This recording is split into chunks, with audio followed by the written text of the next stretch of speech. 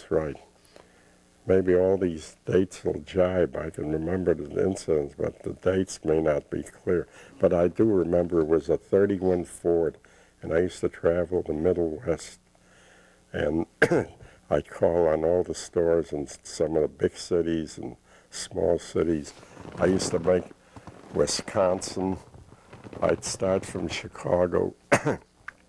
I think the first stop would be like Racine, Wisconsin, then Fond du Lac, and then Milwaukee, or maybe it was the other way around.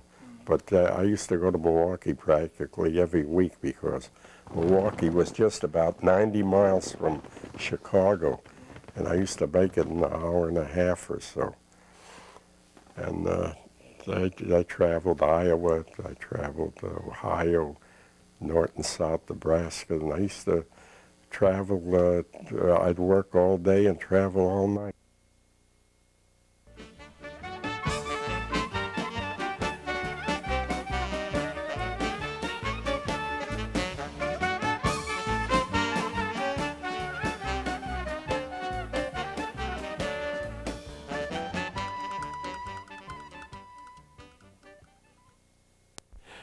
One thing I can tell you, when I used to fly or take a train to New York or vice going back and forth, I always managed to sit with older people. I felt with older people you can learn something. And sure enough, I did. So I used to pick out a teacher.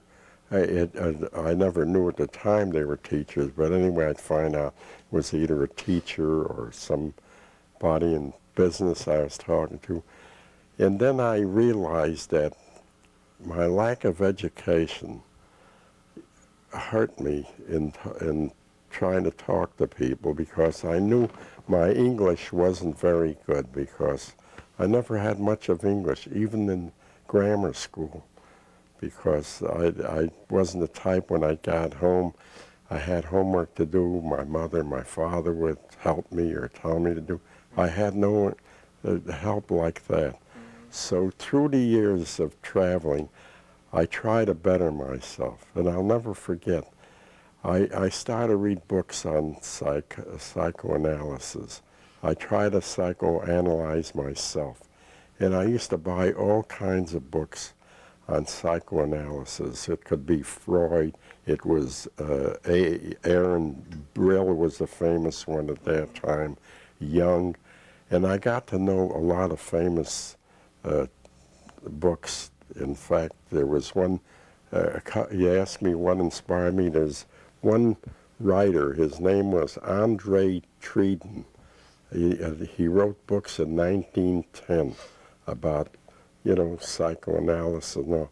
And I learned a hell of a lot how to psychoanalyze myself so I wouldn't feel inferior in meeting different people. And sometimes when I knew so much about certain books that in talking to somebody, they used to say, "What college did you go to?" And I say, to tell you the truth, I never got to college. And they didn't believe it, because I had such a vast knowledge of books. And even though I used to read books on psychoanalysis, and I got to know famous psychoanalysts, a lot of writers that today. And the same thing happened with me with economics. When I used to talk about economics, I started reading books on economics, like Adam Smith.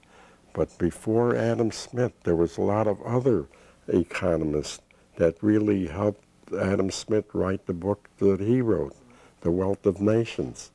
And some of these, like William Petty, that few people remember to this day. There was a number of them. It would take all day for me to recall all these to you. So I used to know a hell of a lot about economics. And when I talked to somebody about economics, I knew books about economics that they never even got in school. And to this day, a lot of them don't study these. They study modern economists like Samuelson or books like that. But the old days, I'm trying to think, Now, talking to you about some other things, I like to recall, like Tolstoy. To me, Tolstoy was a great writer. People only know him by the War and Peace that he wrote, or Anna Karenina. But he wrote a lot of plays. He wrote a lot of essays that are great. He wrote on Shakespeare. There's a lot of them. Another great writer that I always enjoyed was George Bernard Shaw. Now, George Bernard Shaw's plays, to me, I would say they're comparable to some of Shakespeare's plays. And if anybody started reading George Bernard Shaw, they'd find out I'm right. Even some of the Elizabethan playwrights are famous. Christopher Marlowe, you know, he wrote some great plays. And I mean, I can talk for hours about books because that was my love. I never got into sports because I never played sports, so I never really got interested in it. But most of my time was spent in reading or, you know, literature, things like that.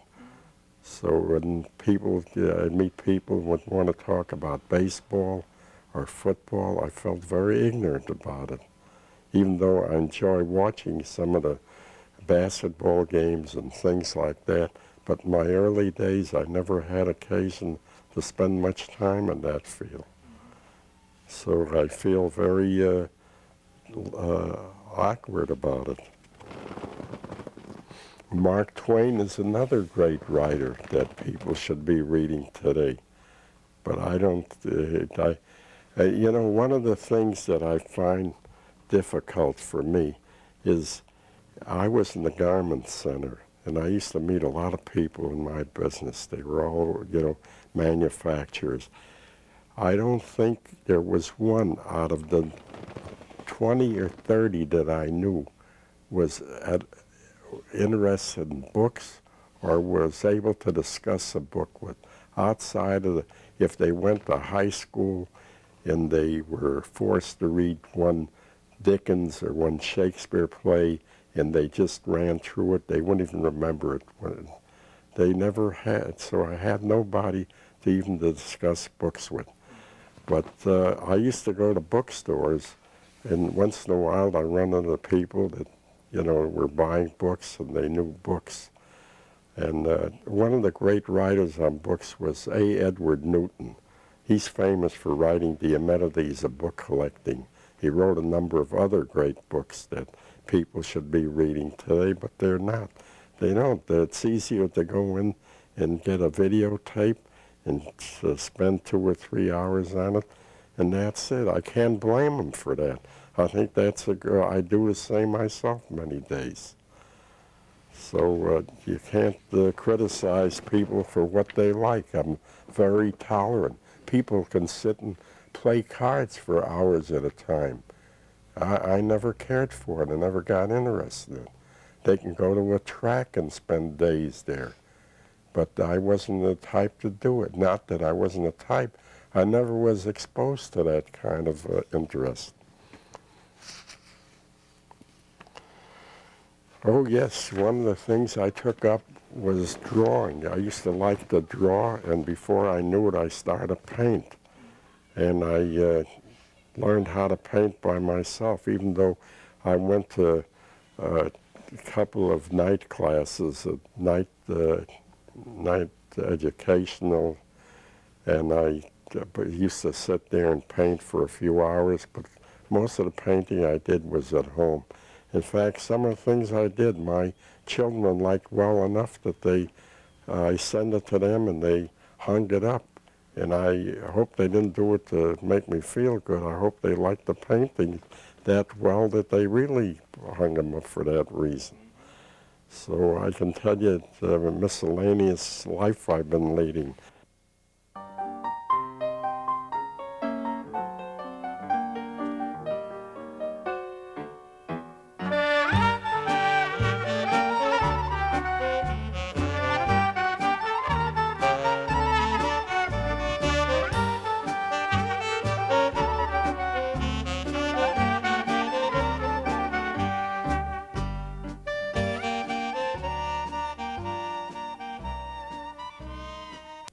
Also, I got interested in reading a lot of Elizabethan literature, great plays, just like the order of Shakespeare's. But there's been other playwrights that are, some of the plays are just as good as Shakespeare's that people not reading. Also, Greek and Roman literature is very good. I tell you, people would read Cicero's works, they'd find some great things in there. There's one particular essay that he wrote. It's on old age. That's a very good essay people should read.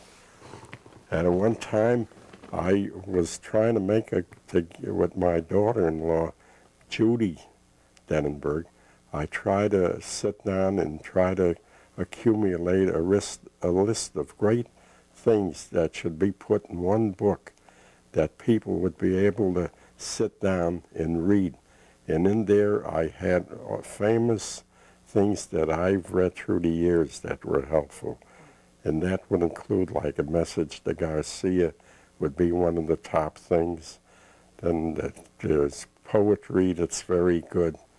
And the reason I right now my mind, I'm trying to talk to you on a spur in a moment or extemporaneous. But if I go through the library that I have here, which amounts to thousands of books that I accumulated in maybe 60 years or more of buying books, I can talk about a lot of great books that should be read by people. Even Jack London's, some of his old stories are great. What else can I tell you that's good? I remember you asked me who influenced me. I say Clarence Darrow was a great inspiration to me. And I remember reading his trials. He used to have a group of essays or debates that he used to have with people, and they used to debate, and they came out in little blue books. They were 5 cents a piece. This is many years ago. And they used to include like debates that Darrow had with famous people. And one was on should capital punishment be abolished? Should prohibition be abolished? A number of great things. They were little books, but they are very inspirational. What's the word? Inspiring. Very inspiring.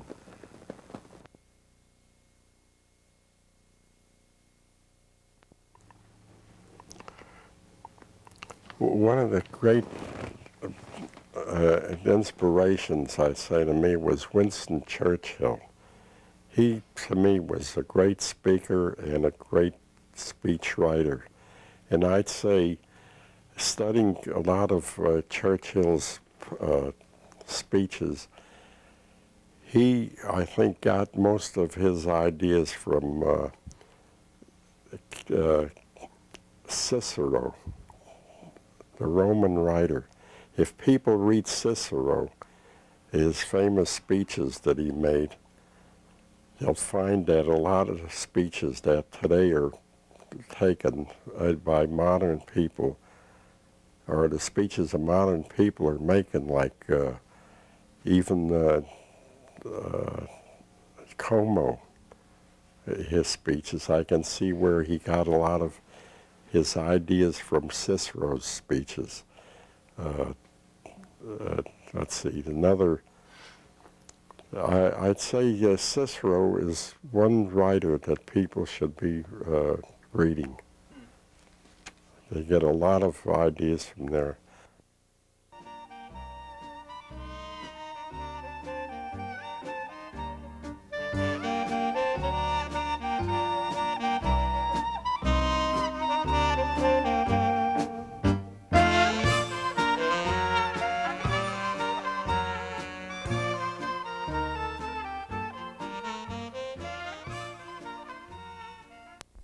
Well, yeah, you asked me about advice on finance.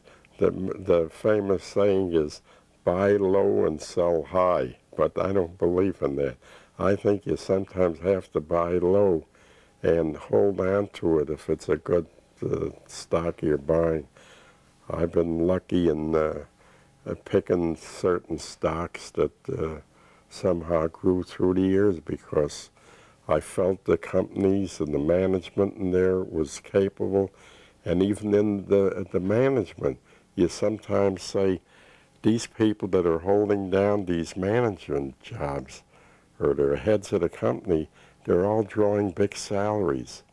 And if they're drawing big salaries, they have to protect their salaries. And you also got to think of it this way. In a company where a president, or vice president, or secretary, all the way down to they all own stock in the company. And they know if they can raise the price of the stock, the common stock, we'll say they own, we'll start with a president. We'll say he owns 100,000 shares of the stock. It's worth, we'll say at a certain day, it's worth $5 a share. And this 100,000 shares is worth $500,000. He knows if he can make that company so successful and all the other people with him having a certain amount of stock can raise that price $5 a share more, he'd become worth $1 million in each one along the line. So they have to look out to build a company. Now, if you get companies like that where they're just as hungry as the average man that has 100 shares or 50 shares, they look at it a different way. So I've been very fortunate in looking at the people behind the company, also what the company is doing. If they're making a product that the public is using and they're making a good product and it's used daily or weekly or monthly, it's a repetition of the product. And as they keep building and get more people, the company grows. And that's the way I've been looking at companies when I buy stock. And I've been lucky in picking companies like that. And fortunately, by being successful in stocks, I've been able to buy books that I wanted over the years. So I've been pretty lucky, I'd say. Lucky? Or do you think I'd say work hard and be lucky go together. And people that are working hard usually are lucky. It works that way too.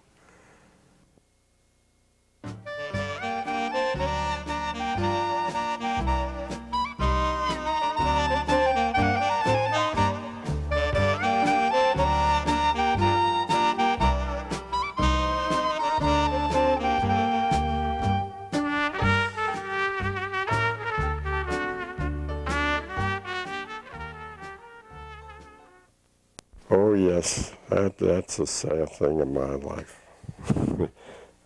We finally got a dog for one of my children, and the dog was with us about 14 years. And this dog was a great dog. It was a standard poodle, black, very big dog. But what I liked about that dog after I got, he was in this home for quite a while. I used to come home from a tired day in business, and I'd sit down and talk to my dog, Lady, and say, Lady, it was a rough day today. She'd look up with her big brown eyes, and as much as say, I know, just take it easy, relax.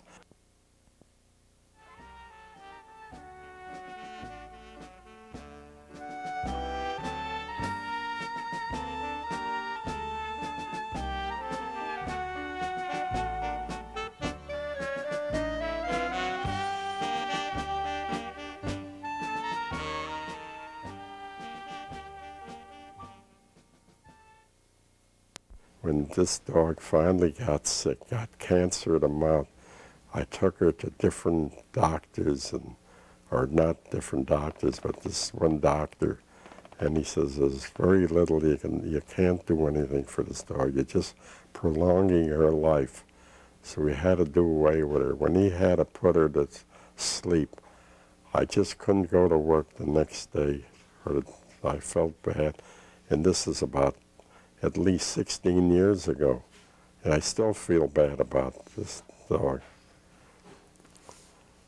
Well, that's a small part of my life, but an interesting part because she was a very faithful dog.